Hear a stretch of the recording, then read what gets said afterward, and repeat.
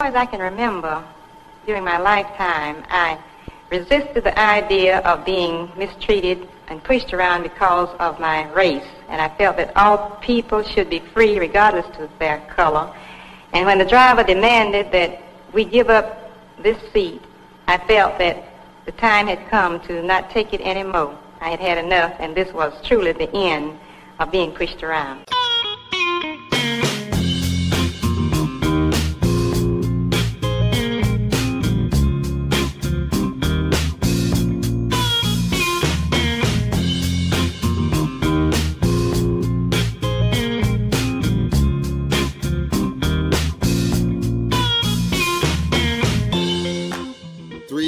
FX presents the Indu Podcast with your host, T. Sterling Watson.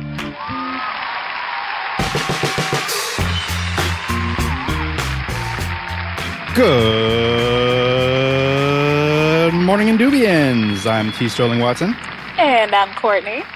This is the Indu Podcast. Thank you for stopping by and pressing play. Oh, I already forgot to say what I was supposed to say. No, I didn't. It's still time. Okay. We're recording live from the south side of Wakanda in new little Indubia on the corner of Tataka and MLK Drive. And this is episode number 93.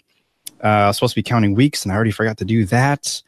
But welcome to the Indu Podcast. It's like week 6 or something. It is. Because I wanted to do the 52-week savings challenge again, but I'm already behind. I'll get to it. Don't worry. So, hi, Kortney. Hi. How are you doing? I am fantastic, but we have a guest. So before we continue to do our little banter, welcome, Connie. Hello. Hi. Thank you guys for having me. Thank you so much for coming. Being here. So excited. Yeah, being here. Yes. And how are you? Wait. Okay. Let me calm down. Let me back up. Rewind. Everyone rewind your podcast. And that was everybody rewinding. Thank you. I love that you do Foley work for me. Thank you. Yep, I got you. Who are you, Connie? For all the people that don't know who you are. Who are you? What do you do? Where did you come from? On the spot question. I am a New Yorker, born and raised. Nice. I am a nerd who is black. I'm a writer, which is pretty wild to say that and mean it in an official capacity. I work at a children's magazine, and some of your listeners may have seen me on the interwebs as Constar24. So I write freelance things sometimes, occasionally, in the off chance. That's overall TV junkie nerd situation. Yes. That's me, I guess. Definitely certified nerd credentials if there were such a thing. And yeah, definitely. Because I wasn't exactly sure how to introduce you because you do so many things and are a fan of so many of the things that we here at the Indu Podcast love so much. So, and I've been following you for a while now. So I'm like, I have to ask her to come on the podcast and nerd out with us one day. And here you are. So I'm so glad you came. I am. I feel, I don't want to say not famous, but I don't know. Admired. You're admired. Sure. Great. And just to break you in, even though we've already been talking for a few minutes prior to recording, but I have an icebreaker question for you. Okay. So let's pretend that Ben and Jerry's, they're in search of a new flavor, and we are looking high and low. We're running out of ideas, and they come to you. They say, Connie, we need a flavor, and we need you to name it. What do you give them? Oh, okay. I have pieces of it. Hold on. Okay. Let it come to you. Yeah, I'm trying to get the pun right. Ooh, I like it already. I don't know if there's a pun to be had. I'm just trying to grasp for one. Can I do the Birdman hand rub anyway? Just you can if you'd like. Okay. It's like creep to the window. All right. Galaxy Dream. I'm gonna go with that. What's in it? Oh, That's the most important part. Right, You're right. Because I'm trying to make it match the theme. Okay. So maybe some sort of I don't know what flavor ice cream would be blue. Some sort of blue and purple. Yeah, like some sort of blueberry base. And like, I don't know, like a shiny sprinkle situation. To make the galaxy theme, in order. Mm-hmm. Yeah. I don't know if that's gonna taste good, but I mean, you could flavor it. You could flavor it however you want, and they just always put food coloring in. So absolutely. So what flavor would you want? Because we know what it looks like now. We have the name. Black cherry. Ooh. Okay. Ooh. Yeah. All right. I like it. But then that doesn't really go with sprinkles. Sure it does. Yeah, it does. It's a galaxy, so the sprinkles could be the stars or whatever else. Cherries are the planets. Yeah, there you go. There we go. Yeah, nice. there we go. Was somebody snapping their fingers? That was me. Okay, sorry. I'm joining you because it was poetry and I was like, oh, it's a podcast, right? Just like all this extra noise. Yikes. It's all good. We're always experimental and innovative here. So, and as you know, we do Foley work as we rewound. Yeah, that's right. What happened last episode? I think you made a sound effect for something. It might have caught me off guard, and now I can't remember what it is. But I loved it. Ooh, I'll have to think about it. I don't know. I don't know either, and I'm wondering if I put it in one of the clips, but it's okay. I'll go back and review it later. So. There is that. So we share a lot of nerd things. Should be a word. Interests? I don't know. One of them definitely is Doctor Who. So I definitely want to talk to you about that. And I didn't finish my homework because there was one new episode that came out, I think, New Year's Day. Correct. And I did not watch it yet. Oh no, it was pretty good for a Dalek episode. Oh, Daleks are back. Not a fan of they're never going anywhere. Are you not a fan of the Daleks? Connie? I traditionally like all the Dalek episodes. I'm like, if it's like Dalek centric, like if a Dalek shows up, it's probably all right. But if it's like the focus of the episode, I'm usually like napping when the Daleks are on screen. There's only a couple of episodes of any Doctor Who episode of all of the 50 plus years that I'm like, yeah, it's an okay episode that's Dalek centric. Right. There's only like literally like 2, and the rest of them can all kick rocks. Yeah. Self plug. I host a podcast with my friends Robin and Bayana. It is called Time and Relative Blackness in Space. So once you watch the episode, you can go back and listen to our thoughts on that. Nice. Which I'm happy to share more here. Just figured I'd get that plug in. No, Nice. we wait till the show is ending before we do plugs. I'm kidding. Right. I'm kidding. It's fine. Right. It's fine. Let her plug away. It's perfectly fine. The more you plug now, the more it's going to get into their memory. Because over here at the Indu podcast, we believe in mind control. Absolutely. Because the fact that they're listening to us right now, we can tell them all about the Daleks, and maybe there are people that don't know what that is yet, because I'm trying to convert some people to start watching the show. But other mind control stuff, we'll say pink elephants. Now the thing about pink elephants. And that's how I feel about Daleks as well. I don't like pink elephants. And I don't know how you can take a nap when the Daleks are on, because that's like an alarm. Like just true. Anytime they speak. Exterminate. Yeah. Get out of here. Go home. But what I do appreciate with this new season is just new aliens and creatures and whatnot. So I found that refreshing, except for the teeth face person. Yeah. That was creepy. That was a bit of a rough one. My coworker does not watch Doctor Who, and I was explaining to her about the show, and she was just like, okay, I'm gonna give it a try. I'm like, cool. She tunes in, and Toothface, and she said I was out. She turned it off, and I was like, wow, this is the one season. I was explaining to her like, oh, it's the new Doctor. It's now a woman. Like, you really could get into it now. Like, they're saying you don't really need any backstory. They're going to explain everything. And then she saw, Toothface, And she was like, I can't do it. And I'm like, you know what? I understand. Yeah. I can't hate. I can't front. I just... Because it was really off-putting. Like, Kortney, I don't think you've seen it yet, but... I haven't even heard about it, so this is the first I'm actually hearing about it. Yeah, when you see it, you're going to know exactly what we're talking about and why we're so turned off by it. Well, at least me. Yeah. I can't speak for Connie, but I was like, ooh, this is. I mean, it was gross, but I was able to like deal. But I understood that if your television was more high definition than mine, maybe it was a bit worse. Yeah. And I was sitting pretty close to my TV, so it wasn't pleasant. So yeah. Other than that, it's been a pretty good season. I really enjoyed it, and the characters, the stories, it was good. How are you liking it? Or I think the season's over now, but yeah. I liked it. It's probably not my top favorite season, but it was good. I think it was definitely the best in several seasons. I loved Ryan. And I love Jodie Whittaker as 13.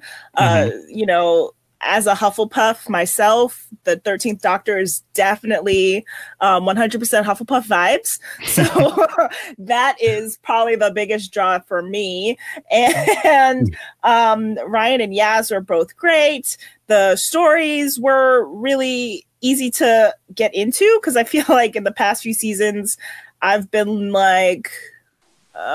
what are we doing? What's happening? Why is this happening? Why is everything so dark? Why is it so confusing? And I love a classic Moffat, twisty turny mystery, but he was not on his game in these last few seasons. So it was, a refreshing new era.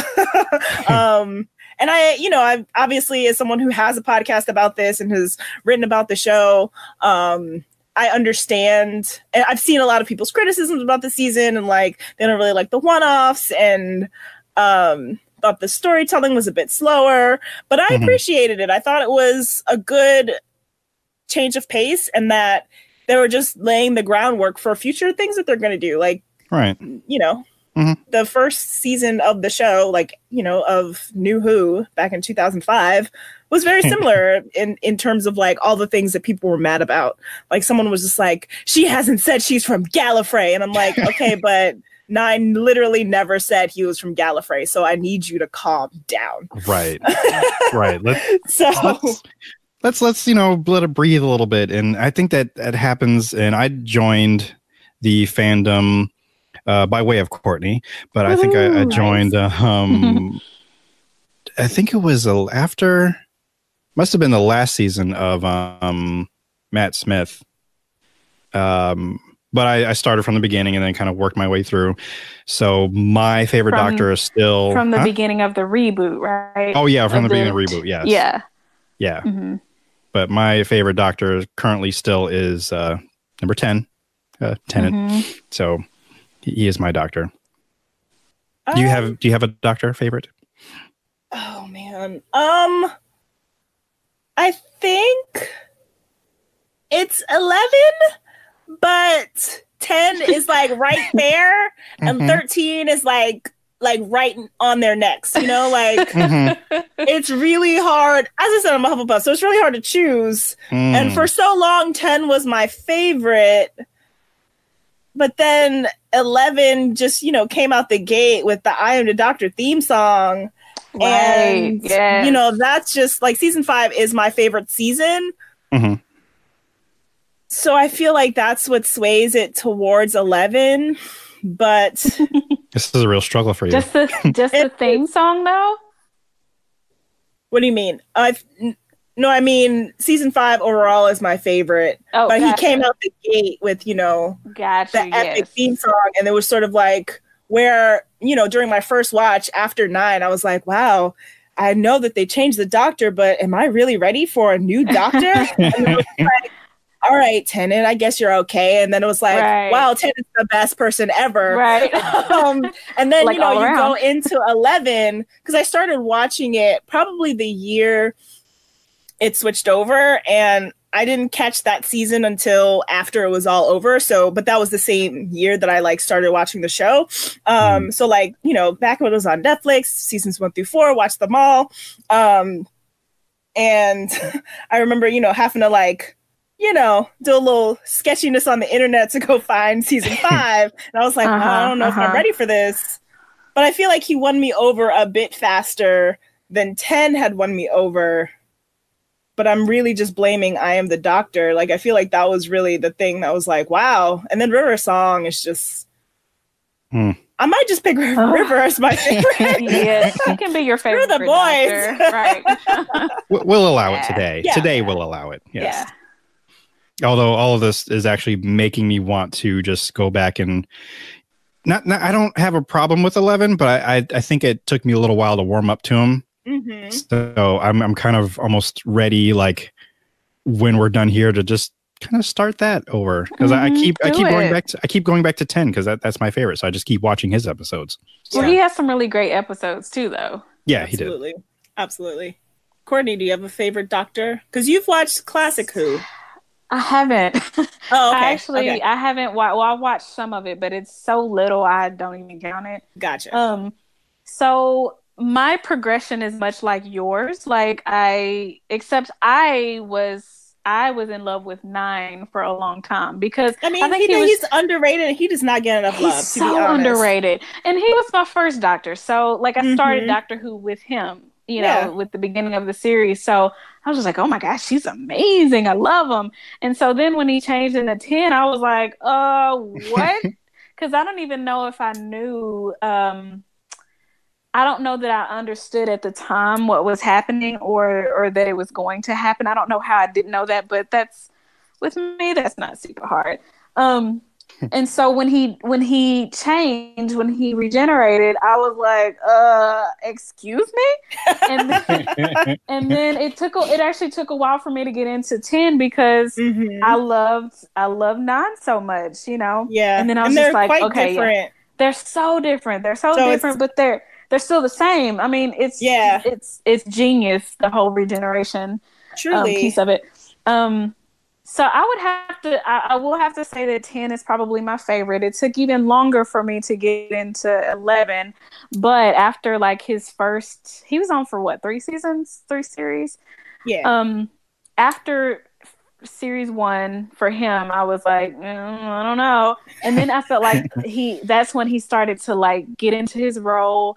They started having better episodes and it was just, you know, so I would say it's 10 and then 11 and then 9 for me. I still haven't got into Capaldi, even though I do love him. Yeah. I do too. I have a very soft spot for 10 though. He's my fave. He's my fave. Yeah, and since Capaldi's finally mentioned, because like no love for 12 at all. But I think I like the actor more than I like him being the Doctor. So, because I've seen him in other things. The British show. I haven't seen The Thick of It. I think that's what he's in. Yeah, that sounds familiar. But his character, which is way not for this podcast, it's not family friendly whatsoever. But I just love the way he talks and just insults everyone. It's beautiful, and I was kind of hoping a little bit of that would happen, and a little bit did, but not to that degree. He was the grumpiest of the New Who batch, I think. Yeah. But I see it looked like he was actually having fun with it as well by the end of it. And the thing that what Kortney told me from the beginning is once like you start to the doctors start to grow on you, that's when they change and like, oh, now exactly. That happens every time. It took me, I mean, because I think David Tennant was only on for, oh goodness, I can't remember now. Was it 3 or 2? 3? Technically 3, because there was seasons 2, 3, 4, and then that year of specials. Oh, that's like right. It was a lot of specials. Right. Yeah. Well, it's something, I mean, but that's how it is. As soon as you get used to them, then they change. Like, excuse you? I just started liking you. Right. Right. Be betrayed. Well, other shows that we do enjoy. I mean, there's a whole bunch of them. So I don't even know like exactly which one to start. But I want to skip over that because I know you're also a fan of Hamilton, Connie. And you've seen Hamilton at least once? Mm-hmm. So, I mean, you're already like above us and we're like, how was it? Like, did you cry? And I'm pretty sure I can't think of the word. Still in admiration, and we just want to know everything as if you're the closest that we've come to being to the show. Yeah, I've seen it 4 times. Ah. You've seen it 4 times? Is that what I just heard you say? Very blessed. Yeah. What? See, I only knew of at least 2. Now you're saying 2. I mean, because she tweeted one day, just like, went to go see Hamilton, like it was a normal thing. Like you and I say, we go to the store. Like, hey, I just got some popcorn. It's still bops. So that's what church week was. Though. It did still bop. Like you were expecting something different. I wasn't, but when they change the cast, sometimes you never know. You're never really sure. And then I'm like, no, it's still I wouldn't bops. know. I wouldn't know. I haven't been there yet. So sorry to have rubbed it in by accident like that. I've been very blessed to have had opportunities to see it more than once. The first time, so one of the original I used to work at a theater in house management as an usher, so like the lowest rung of the whatever. So the actor who played Hercules Mulligan was in a show at that theater while I was working there. He does not remember who I am. I'm just going to get that just like right off the bat. But 2 of the stage crew were cool with him like a little bit better. And so he was like, oh, hey, this is how much this particular, the orchestra, they had these like slightly cheaper standing room seats, technically, not really seats, but so he was like, I can get you that for this particular day. And they're like, can we have a third? Because they knew that I was so obsessed with it and hadn't gotten the opportunity to see it. So I got to see it that time. And then I paid real money to see it. But you know how Hamilton works. You see it, I keep saying or do we know how Hamilton works? I keep saying these things to like accidentally dig the knife in deeper. But when I just like teasing you about when the tickets go on sale, they're usually for like 10 months, a year in advance. Right. So I think I'd gotten the tickets first and then got that opportunity to see it. And I was like, well, I'll just see it again in a year. Oh my gosh. Basically. And then so neat. A few months ago, my pal Keith over at the Nerds of Color got an opportunity. So Hamilton does this initiative called EduHam, where they go into public schools around the country, particularly where Hamilton is playing. So I guess it's part of their tour as well, where they go into public schools around the country and give kids the opportunity to not only learn history, but also to interact with history in a way that Hamilton does. So like a lot of the kids that I saw at this performance for their EduHam, they were public school students who got to go see their friends perform original works that they'd created based on U.S. history that they were learning in class. Wow. So the kids got to go to the theater. They were performing on I think there were maybe 12 sets of kids who performed on stage, like original raps that they had written and like original scenes and sketches. A lot of them were urban kids who probably, some of them that I talked to hadn't ever gone to a Broadway show before. So they got to perform and hype up their friends, and then they got to see the show afterwards. So obviously at first I was like, are they going to let me stay to see the show? I wasn't sure at first. But they did, so I saw it then. And then a friend of mine magically got tickets for his birthday. So someone was like, I have 3 tickets. And he was like, hey, you and you, do you want to go? And I was like, was that a question? I don't understand. Like, I'm there. Like, I'm already there, and you haven't asked, you barely just asked yet. So that's how I've gotten to see it, and I've only paid full price once. Wow. I've seen Hamilton probably more than I've seen any other any all other Broadway shows. Like I think I've seen maybe 3 Broadway shows that weren't Hamilton, and I've seen Hamilton now 4 times. Wow. That is truly walking in a blessing, I would say. Yeah. I'm just trying to take it in, and just like I keep inching slightly closer to the stage because I have glasses and cannot see. So it's actually a struggle for me to see Broadway shows because like my enjoyment of them is a bit muted because I'm just like trying to see around the glare and like squinting, and you can't really see people's faces up close like you can like with a movie or TV. So I feel like that's why it's not really the medium I gravitate towards, despite living in New York City. But I'm, inching my way closer and closer. So like at some point, somebody's going to be like, hey, Connie, here's Dead Center Orchestra. And I'm going to be like, I'm in there. Yeah, because the way you're going, they're just going to hand it to you because you never know. Yeah. Now, did you cry each time? Yeah. Yeah. You say that like it's a bad thing. No, but it's okay. Just I think the ones that give me the most feeling are I think definitely Schuyler Sisters. Every single time I get chills. Every single time, just like the harmonies, they're so good. And then Nonstop is just that's brilliant. One of my favorites. Yeah. It's just brilliant. I just thinking about it again. And I'm about to say you're about to cry right now. I know.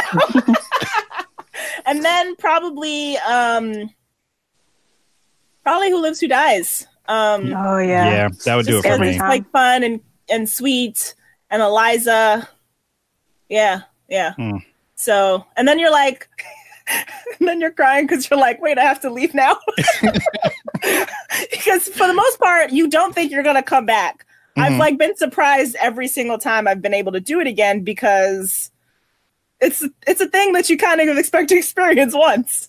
Right. So I'm just like, well, now I have to leave. Can't you just like run it from the top? Just run it again. Just come back. A quick encore. Just you do like one or two numbers. Or 40, it's fine. Do it again, it's fine. Yeah. You guys do it every day, like at least twice. So so you let's just one more do time. We'll go again. It's fine. Now the edu-ham thing that I found very interesting, and especially these kids that are doing their own history performances, basically. And I've been thinking about that. I was like, now what would be another historical figure that you could probably base a musical around, and here you are like among kids that are actually doing it. So I think that's awesome. The one that stayed with me the most, oh man, how did it go? Was it a figure? Like a historical? No, it was like a moment. But I'm trying to remember what their see, now you gotta help. I gotta look it up. If I just search my tweets, because I shared it. Because I was thinking about, because I love watching Drunk History. So that's sometimes I'll be, I don't want to say inspired, but like, oh, that would make, an interesting movie or story. And the story of Andrew Jackson, I believe, I think it's him. Yeah, he's on the 20, right? Yeah. His story, because he has a very crazy history, and I feel like that would make for an entertaining musical, but I don't know if it would lend itself to hip hop, maybe something different, but I don't know. Just a thought. The one, okay, I found it. These kids were doing a song about the Battle of Yorktown, and they went, pull up to the Chesapeake Bay, we about to enter the fray on the cusp of a brand new day. And the entire audience was just like in it. It was just like, wow. It was so good. I was like, this is the catchiest trap song about American history I've ever heard in my entire life.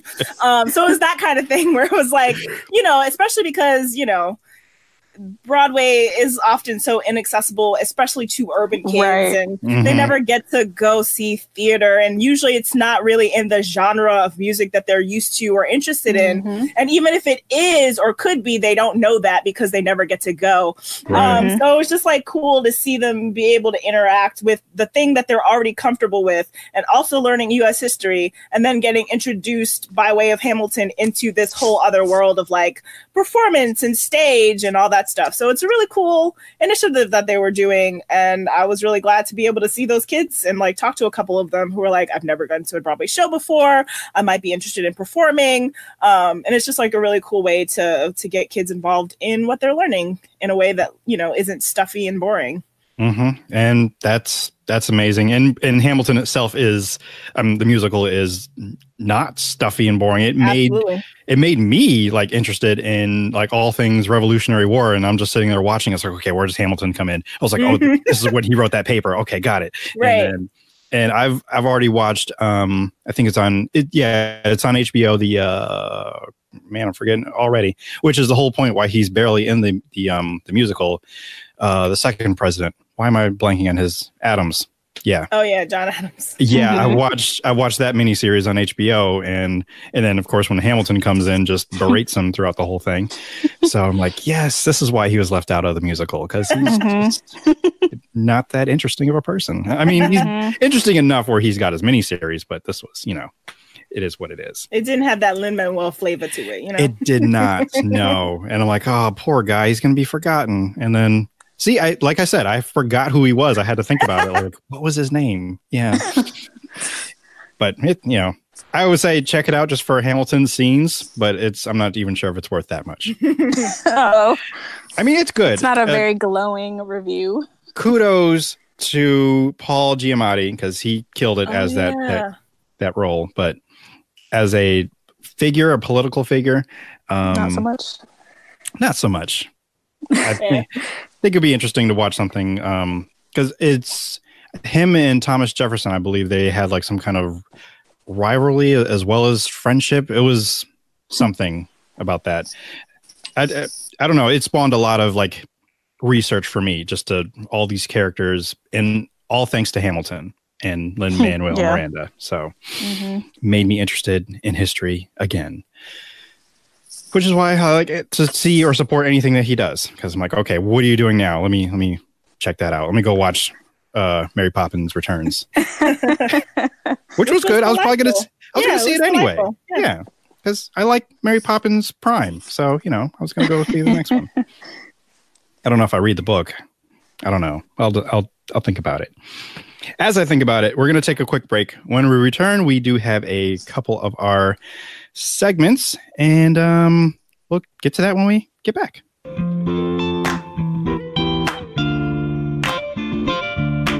The Indu Podcast. Shannon, CG, Lauren, and Mel form the Nerds of Prey. A group of ladies bonded by comics, gaming, film, television, and fandom culture. Hang out with them bi-weekly as they dig into the very things that make them loud and proud nerds. Available on iTunes, SoundCloud, Stitcher Radio, and Google Play. Also, check out their Patreon at patreon.com/Nerds of Prey.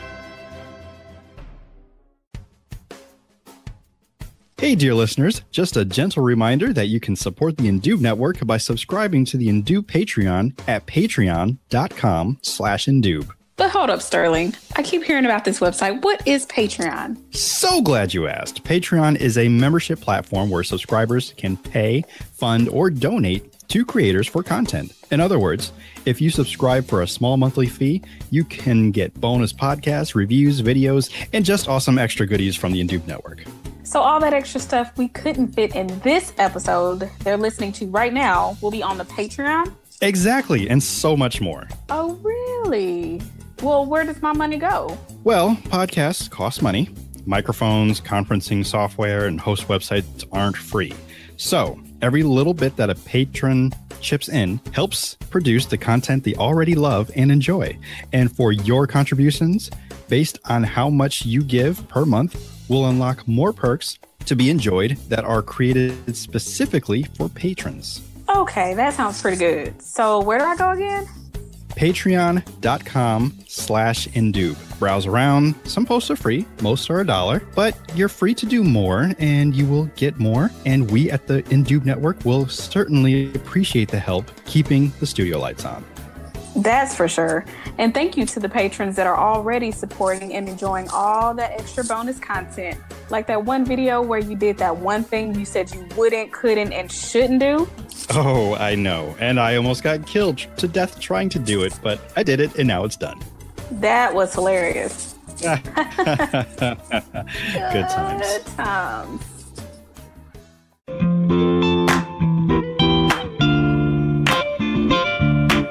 And we're back. What I forgot to ask everybody was like how they're doing, how's like life, how's your week been? Connie, how are you? You good? It's been pretty good. The weather breaking from the Polar Vortex has been a sigh of relief. Yes, it has. Yeah, thankfully I don't live in Siberia, but it was also pretty cold here in New York City. So I'm very glad, I mean, sometimes people call for global warming because they don't believe that it's a thing. And then they're like, well, it's cold today, so global warming must be fake. Mm-hmm. Come back. And then global warming was just like, hey, what's up? Yeah. That is a running joke between Kortney and I on and off the show. Like, yeah, global warming is not a thing. Are you kidding? It's with this crazy temperatures. It's fake. And I'm in Connecticut. I have experienced this polar vortex as well as a couple of years ago. There was, but I think this one was much worse than the one a few years ago. One of us three has not experienced it. They, were just enjoying, I don't know, Southern regular weather. Yeah. Southern winters. So, yeah. So not having to layer up in, I don't know, all of the coats. Oh, now we don't have the polar vortex, but we get pretty decent winters. So we don't, it's not like layering up as many layers, but especially this year, we've had a pretty, I actually was expecting a much colder winter, and I'm knocking on wood, but like I actually have expected a much colder winter because we get ours like every few years, and I feel like we're past due. But so far, looks knock on wood, so far it still hasn't hit us, so I'm not really sure. But I mean, we do get our winters, and for us, since we have the worst of summers, when we get a cold winter, we get a cold winter. Okay, you suffer. I guess. I mean, none of us live in Michigan or Minnesota, so right, I guess we're all just counting our blessings that it wasn't negative 50. Ugh, that's ridiculous. Like, why? I know it was. I thought about doing a Sheboygan news report for the weather that happened last week. But really what I found was a whole question and answer with a doctor with in some place in Wisconsin, and how quickly you can get frostbite if you were in weather like that. So yeah, I found that to be pretty interesting. But as for me, I had the week off last week, so I only had to endure a little bit of the coldness. Like, do I have to go out? No, I'm not going to go out because it's too cold. I don't have a reason to be outside, so I just have to let Chief run outside real quick, and he comes right back in. All good. But yes, last week was my birthday week, so I just oh, thank you very much. Thank you. I decided to celebrate. And this is one of the few times I'll do like just a little bit of shade, a little bit of like wag of the finger to Netflix. I mean, they've been getting some heat recently for other reasons, but my reason was for a very personal one. I was setting out to do a live tweet with our good friend Southern Cynic. We were going to live tweet Ocean's 11 and Ocean's 13. And I also had to explain to people like why we're leaving out Ocean's 12. It's not a bad movie. It's just not the preferred heist movie we would want to watch. And I don't want to live tweet 6 hours. So anyway. Right. 15 minutes before we were about to begin this live tweet, Southern Cynic sends me a message like, I cannot find the movies on Netflix. And I go and look, and I cannot find them either. And I start scavenging all of like what's leaving Netflix in January 2019 or what's leaving December. It's not listed anywhere. All three of them are gone. All three of them. And I do not know why. I did tweet them throughout the night.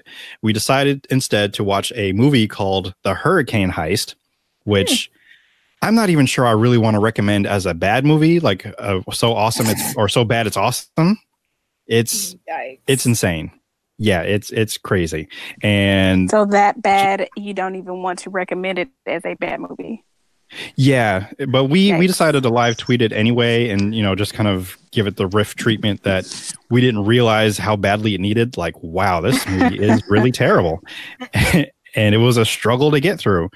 And if I can find it, I can sum it up for you in one tweet if I can find it. So that will just take one moment. But I did send out a video to for all people out there, just to thank them for their well wishes, the gifts, the monies, and things. My sister got me a cool watch, so I've been keeping my steps and my time. And apparently, I do about 7 miles a day at work. So yeah. Wow. Hey, it's not bad. So it's quite a lot. It's actually pretty excellent. Yeah, and it wears me out. The work, I mean, not the watch, but keeps time. Mm-hmm. And it would help if I could type. I'm trying to type at the same time I was talking, and that's surprisingly difficult. It is, and I reversed some words, and I'm like, "Where's Heist Hurricane?" Where they go out and steal a hurricane, but no, it's Hurricane Heist. So I can spell. What else happened during the week? Just hanging out with lots of family and friends, and it was just a great time. So just again, thank you everyone. So where is this tweet? Okay, here it is. So are you guys familiar with the Stefan character from Weekend Update on Saturday Night Live? Yes. Mm-hmm. Okay, so this movie has everything. Storms with faces, malls with vacuum ceilings, flying boats, scenes with people eating sandwiches, truck threesomes, Hurricane Heist. Oh. That's a review for Hurricane Heist. And yes, all those things are in that movie. Wow. Sharks with faces was one of them? Oh, I'm sorry. It's storms, like storm clouds with faces. Storms with faces? Yep, storm clouds. Like it's in the first 5 minutes. Human faces? It's almost like a skull, like as if it was like death. Like think of the Mummy. Think of the Mummy. Where like the who's up in the sand. Yes, like that. But it's a storm, and there's not really another person controlling it. It's just the storm, like roar. Like he's not saying roar. It's it's a hurricane. But that's his energy. He's roar. Yeah. Watch out. And apparently it happens again at the end of the movie, but I missed it. I must have been typing or trying to stay awake, because it's both boring, but also like, what is going on? What is happening? None of this is making sense. So intriguing enough to force you to watch and to attempt to figure out the whole plot of the movie, but not good enough to actually make you want to do that. Right. Because I didn't really understand. I didn't understand, like, I knew what they were stealing. There's a whole bunch of money in this vault, and it was almost like they were waiting for this hurricane to come because they figured this is the perfect time to rob it. I don't know. There's a lot of holes, and I struggled. So I still don't know. And I think it ended up being one of the biggest flops of last year. Apparently it was in the theaters for like one weekend. And yeah, it was bad. Yikes. That's pretty terrible. Yeah, so Hurricane Heist. Watch it at your own risk, and not because of weather reasons, but there you have it. There's much better. It actually reminded me of much better weather-related movies that I could be watching or could have watched, like Twister or Day After Tomorrow. Mm-hmm. So, I mean, we were living Day After Tomorrow, so right, and I would have watched that during the Polar Vortex, because that's what it was like when that eye came over like New York City and everything froze immediately. That's what the Polar Vortex was. That's what it was. It was. See, that's what you missed out on, Kortney. Just, everything freezing instantly. And a lot of people were doing those, putting out boiling water just to watch it turn into snow. And then the new trend. I would do that. I would too, but I didn't feel like going outside. So, then people were freezing their jeans or pants and then throwing them out, and just because they would just stand there. I've seen that. That is so cool to me. Online, yeah. Like, would anyone do that in New York? I don't know. I actually, since I was home, they did do that in New York. I was going to say Regis and Kathy. Wow, I just dated myself. Wow. Kelly and Ryan, they did it. They made some guy stand outside with some pants. He didn't wear them. He just had to stand there with them, whether they were wet, and then 10 minutes later they were frozen. Wow.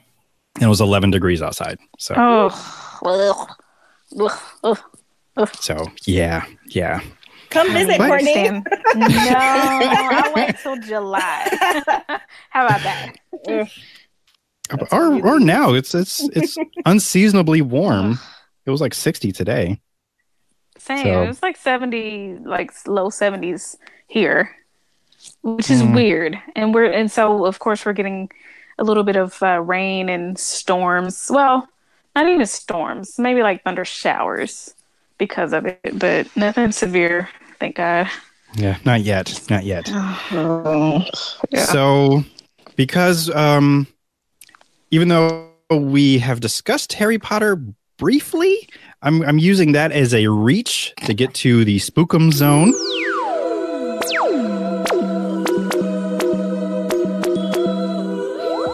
Because I have an article here, 10 ways to identify a witch.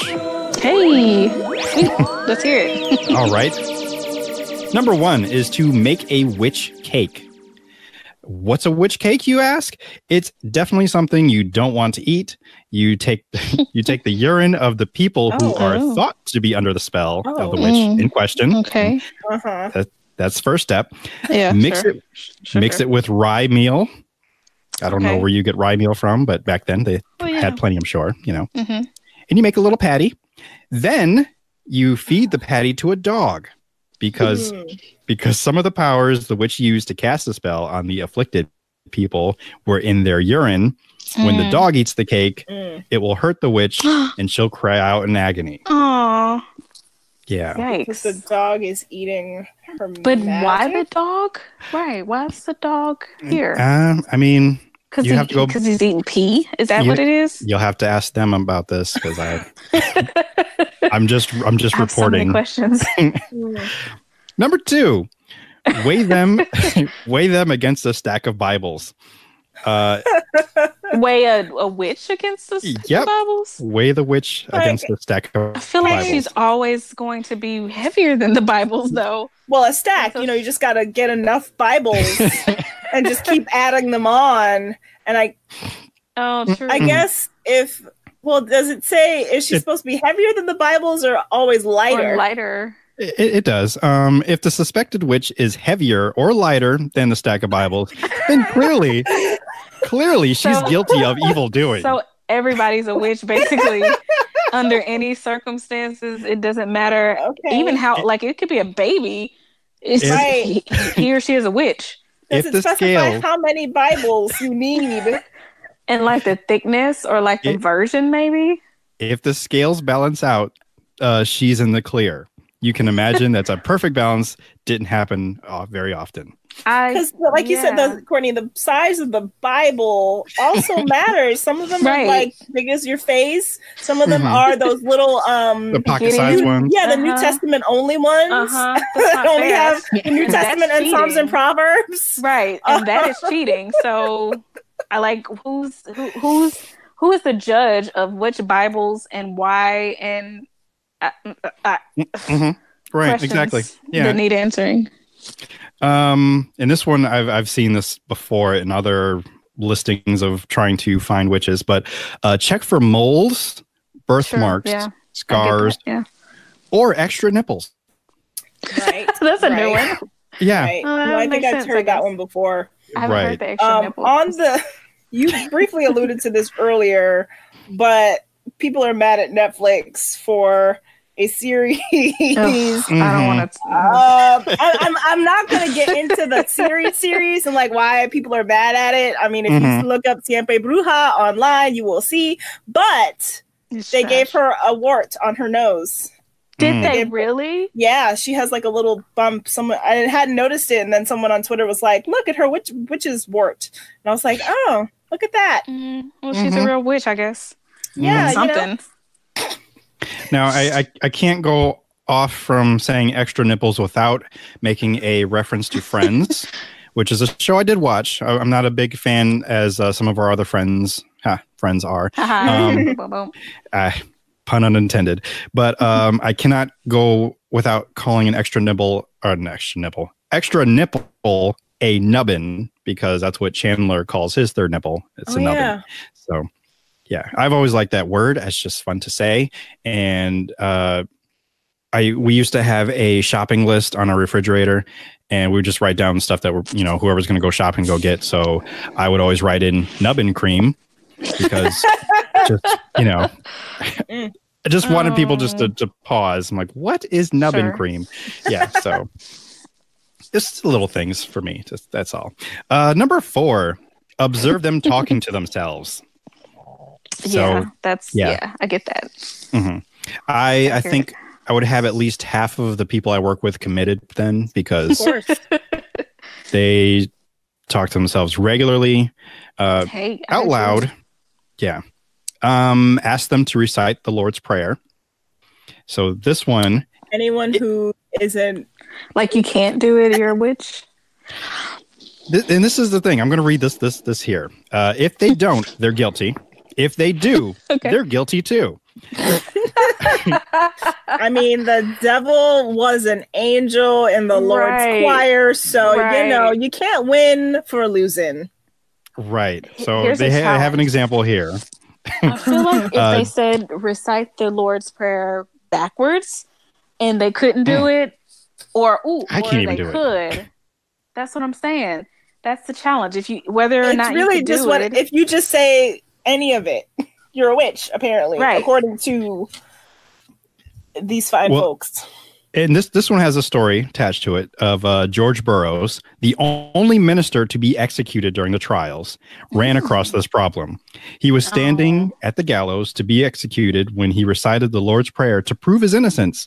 It was believed that a witch, or a warlock in this case, would be unable to utter the holy words. People were momentarily convinced that the jury had wronged him, until a minister named Cotton Mather, someone just by the name alone, like, it's just trouble. He sucks, man. You can just tell. Yeah. Told the crowd that the devil allowed George Burroughs to say that prayer to make it seem as if he was innocent. Of course. With Satan himself apparently working right through him, Burroughs' fate was sealed and he was hanged moments later. Wow. Man. Rough.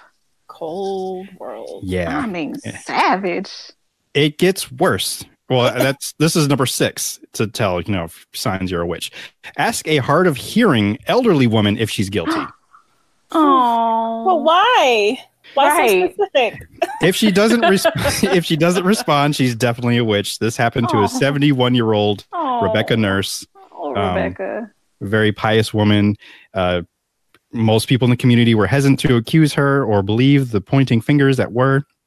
In fact, she was found not guilty during her first trial, but when there were more outbursts from young girls who said they were being tormented by a witch, Nurse was reconsidered. When another prisoner claimed that she was one of us during the trial and Nurse failed to respond, she was immediately assumed guilty and hanged.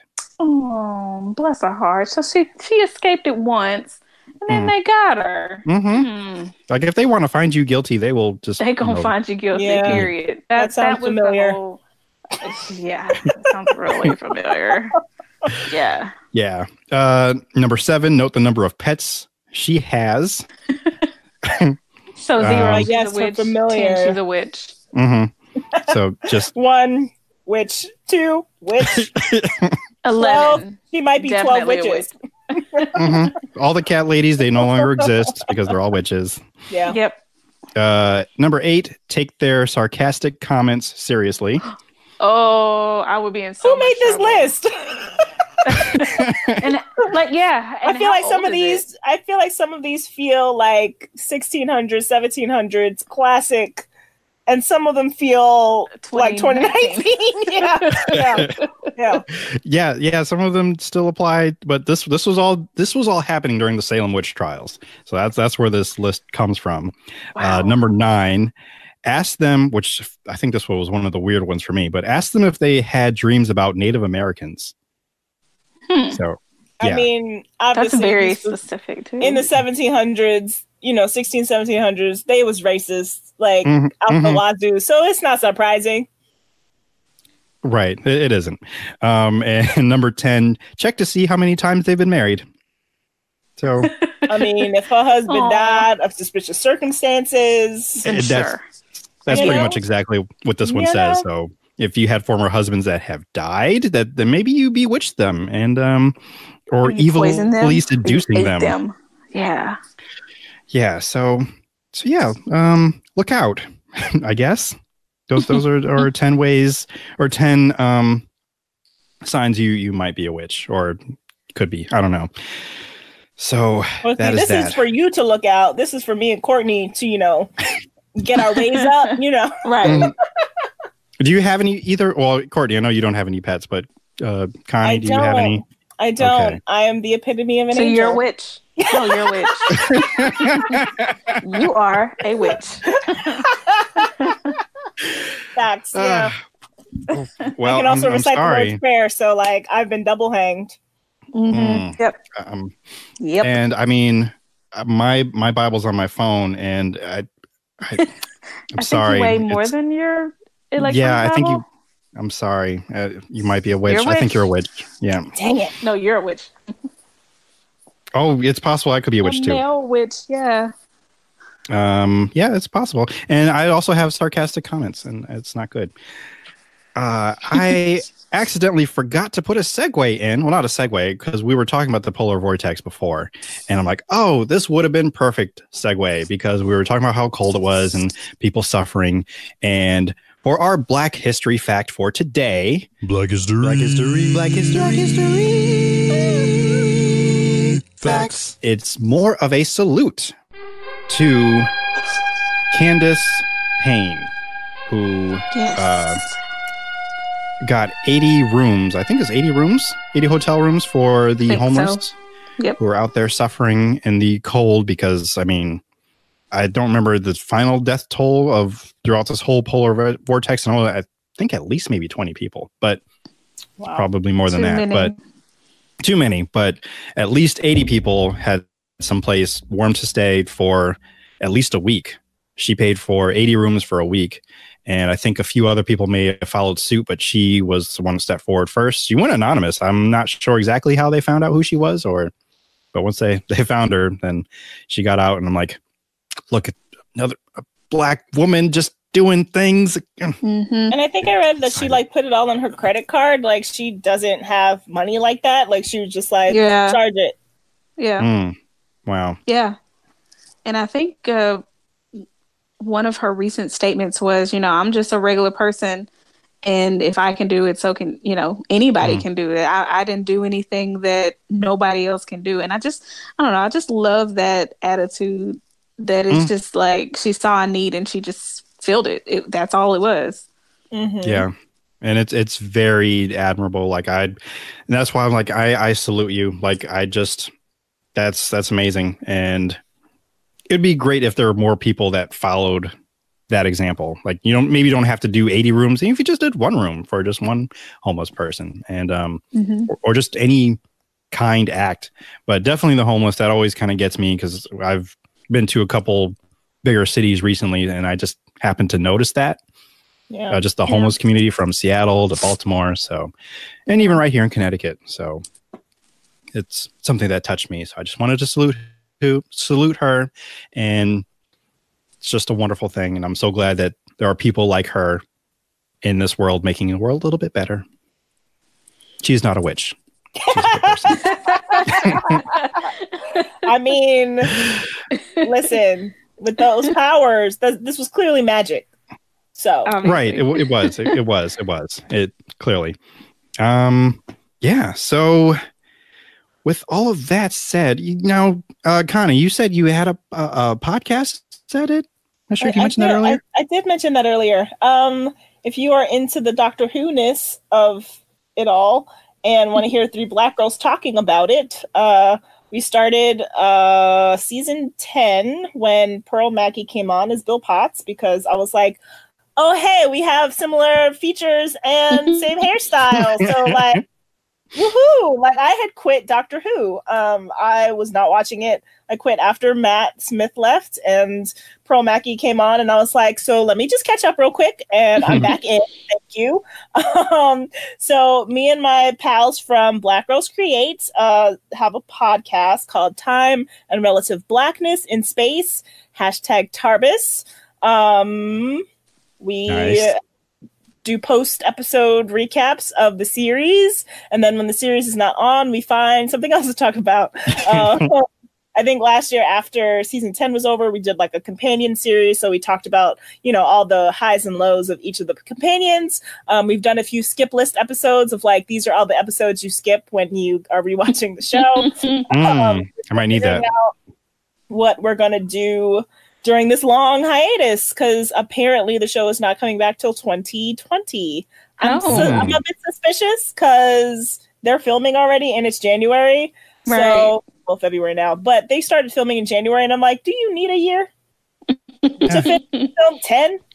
I don't know about that. So I'm a little suspicious, and I'm just saying, just stay constantly vigilant, stay alert, stay ready, stay woke, because it's the 5th anniversary year, and I'm not ruling out some sort of like, oh, well, we said there was no season 12 in 2019, but we didn't say there wasn't going to be an episode. And really, I'm just the seeds of unfounded hope. I don't blame you, because I mean, it's a long time to go without. That is a long time. Yeah. I mean, we've done it before, but still. Well, they could drop a Christmas episode at least. The 55th anniversary is coming up in November. Like, there are options here. So yeah. I'm just going to put it into the universe. And as Doctor Who has told me, if you put things into the universe, it can happen. True facts. That's what he said. Yeah, really? If we all say the Doctor at the same time, we can make things happen. We can make the show regenerate this season, this year. Yep. I believe in us. Let's coordinate our time and place later. Do you have to say it like in a mirror or something, or just to say it out loud? Just say the Doctor and like focus on his name at the same time. Yeah, say it with conviction and believe it, and say it at the same time. It's the whole unity thing. Yeah. And it works. Like it gave him power in that one episode. What was it called? I think it was the it was 10th episode. Yeah, I think it was End of Time. And Martha roamed the earth for 365 days. And she told everybody to say his name, and they did it. Oh, that's right. Okay. They saved everybody. It was great. So I remember now. If they can do it. Right. Man. The show taught me that works. So I'm in need of a rewatch. Yes. Oh, well. Do you have any other plugs or shout outs or where we can find you if you want to be found? Yeah. This is going out soon-ish? If I am on my P's and Q's, then tomorrow. So Wednesday it'll be out. Wow. Okay. So then, yes. So my pals at Black Girls Create have a project for Black Harry Potter fans during the month of February. So for the last 3 years, we've done a project called Black Wizard History Month. So we celebrate. So my friends, they have a podcast called Wizard Team. So the two of them have been recapping the books for the last few years, episode chapter by chapter. They're in Deathly Hallows right now. Wow. And I started listening super early on, and then I was like, hi, I go here now, let's all be best friends. And that worked. So they do the podcast, and then every year in February we do Black Wizard History Month. So just mostly a celebration of all things Blackness and Potter. So Black Harry Potter fans, we celebrate the Black Harry Potter characters, and we come up with better backstories for the Black Harry Potter characters, and we have a project called Hogwarts BSU. So, basically fanfic starring the Black characters of Harry Potter. So whatever people want to write. I've written a few. Dean Thomas and Blaise Zabini start the Hogwarts BSU at Hogwarts in the story that I wrote. My friend Bayana, she wrote a story about Angelina Johnson doing hair care spells and opening up a little side business at school before the Yule Ball of like she needed some extra cash. So she went around and did some hair care spells to some of the other, girls of color at the school. That's amazing. And just like hook them up. So different stories like that, whatever comes to your mind. Our friend just published the first of a few chapters for a To All the Boys I've Loved Before Harry Potter mashup story called To All the Wizards I've Considered Before. So it's really just a fun project. We're going to have some essays coming out this month, some bonus episodes for their podcast that I'm a part of. So yeah, there's a Twitter challenge going around. So every day there's a new prompt or question that people have been super into this year, which is really great. So if you want to follow all of that, you can follow at We Black and Nerds on Twitter, and you can also visit blackgirlscreate.org because it's real fun. All right, that's wow, it's quite a bit. Just drop that in there at the end. I mean, that's awesome though. It's just so much interactiveness that can be going on there. Yeah, and then we go silent for like 2 months because we're tired. I can't imagine why. I really can't. Yeah. Kortney, before you give your shout outs and links and things, the sound effect you did last episode was the sound of an airplane taking off. That's what it was. Oh yeah, that's right. Yeah. Was it good? I can't remember. I think it was good. I'm going to do a dramatic reenactment of what you did of a dramatic reenactment of a plane is. Okay, something like that. But it was more fun and better than what I just did. Yeah, because that sounded like a NASCAR. Like a race car, yeah. Well, in Kortney's defense, it did sound like a race car driving by. Is that in your defense or something else? Well, to your credit, because I told you, I was like, that's what it sounds like if you're up close to a plane that's taking off. It does sound like a race car, even in the inside. Well, in the inside, it does. Jet, maybe a jet, but not like a jet. 757 or something. Yeah, I don't know. I was going to try to see how low my voice could go to replicate the rumbling of like the big, the jets, engines. Yeah. I can't. Do that, the engines.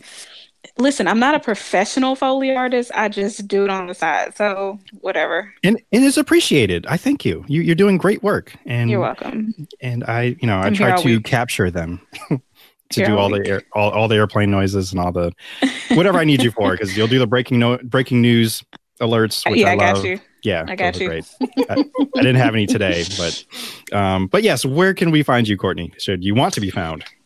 Should I want to be found? And generally, I do.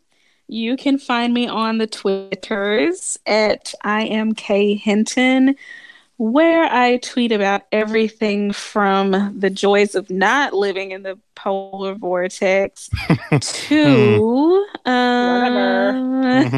haters gonna hate to anything witchy. That's kind of always my thing. So whether it's a thing like Harry Potter or how terrible Netflix is sometimes with certain witches of color, or movies about heists. But go on, sorry. No, she was trying to say that witchy vibe. She was saying that witchy vibe. Witchy vibe, always. I'm just still bitter about the heist. That's all. Go on. I couldn't even tell. Like, I thought you liked that movie. Go on. I'm sorry. Go on. So yeah, all the witchy vibes. Especially my current work in progress, which is almost done. Yay! Writing a witchy novel, and it's a long road, but it is almost. Draft 1 of the manuscript is almost completely written, and it is. Oh my gosh, I can't wait to be done with this draft, so I can let it breathe, and then I can revise it, and then I can give it to everybody, to the whole world. So we're getting there. Well done. Well done.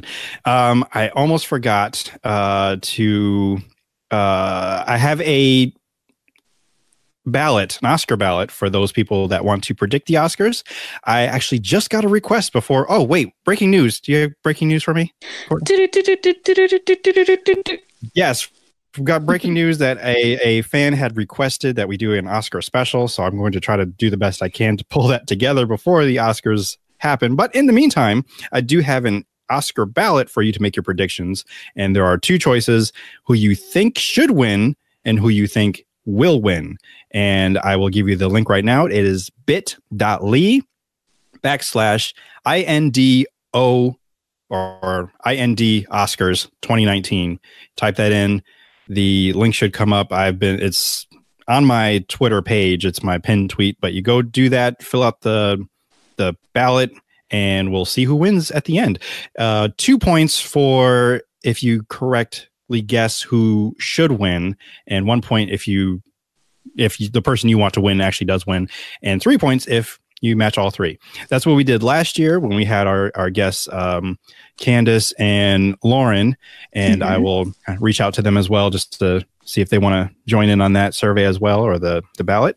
But anyone can do it, and I think it's episode 95. I will review and see who wins, or who wins the most points. Could be a number of people, and I will be doing it as well. So go check that out. And again, follow me on all things at Indoob. Go to indoob.com to find the Patreon to subscribe for more perks, like extra stuff like Oscar talk and whatnot. Find my TeePublic store to get t-shirts, hoodies, mugs, and more. Please rate, comment, and share the pod on Apple Podcasts, Stitcher, Google Play, Spotify, and Podbean. Thank you so much for supporting, listening, stopping by, and pressing play. Tell someone you value that you value them, and live for the folks you love. Live life with no regrets. I don't have the whole thing that I said last episode yet, but try the best you can to live without no regrets. Listen to the last episode, you understand. I've been your benevolent host, T. Sterling Watson. And remember, if the world didn't suck, we'd all fall off. No.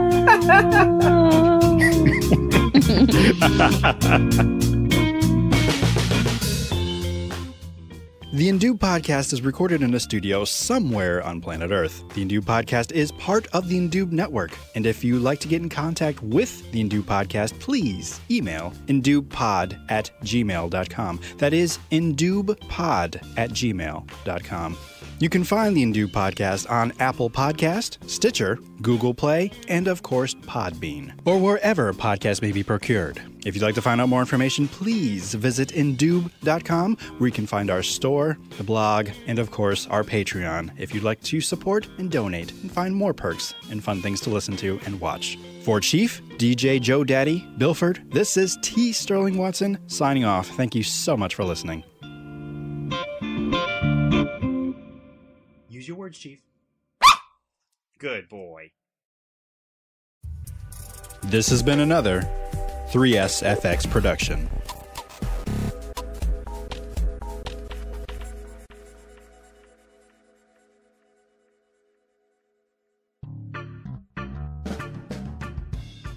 Hey there, friend. Enjoying this podcast production? I bet your sweet buttery face you are. I bet you're also thinking, how can I support this show and look awesome doing it? Aside from telling your best pal and all their kin, you can head over to indoob.com, and 2 clicks later, after hitting the store tab, you'll find yourself with several fun and fancy swag brought to you by the fine folks at the Indoob Network and TeePublic. If you're a fan of Indoob, Food Fight, or anything under the Indoobian sun, you can find it plastered on mugs, hoodies, pillows, cases, bags, and of course t-shirts. Hurry on over now, and you may catch a sale with all tees 30% off. Seriously, they have sales like every other week. So head on over to indoob.com or teepublic.com. That's teepublic.com and type Indoob in the search bar and continue to pod with the best.